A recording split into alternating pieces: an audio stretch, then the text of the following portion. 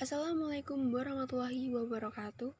Saya Gita Putri Malasari dengan NIM 22211141015.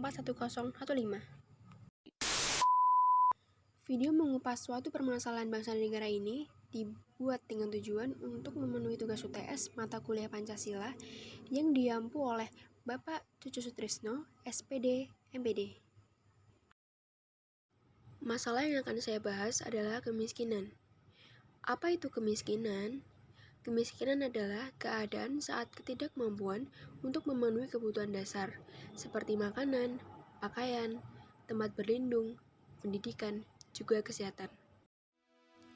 Apa yang menyebabkan terjadinya kemiskinan?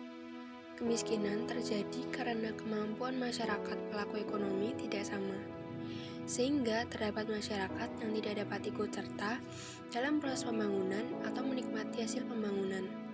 Kemiskinan adalah masalah sosial yang sudah ada sejak lama di Indonesia.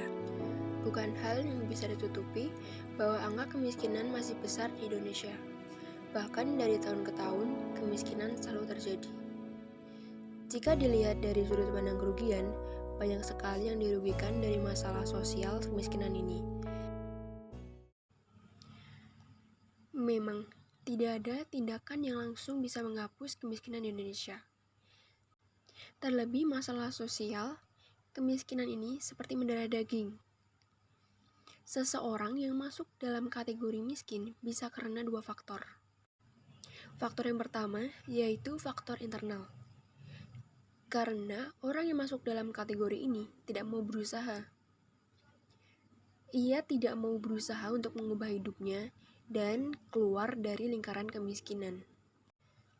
Faktor kedua yaitu faktor eksternal.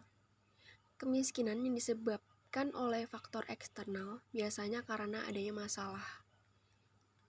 Contohnya, seperti adanya perubahan iklim, perubahan struktur sosial, kebijakan dari program pemerintah, kerusakan alam, dan bisa terjadi karena hal-hal lainnya.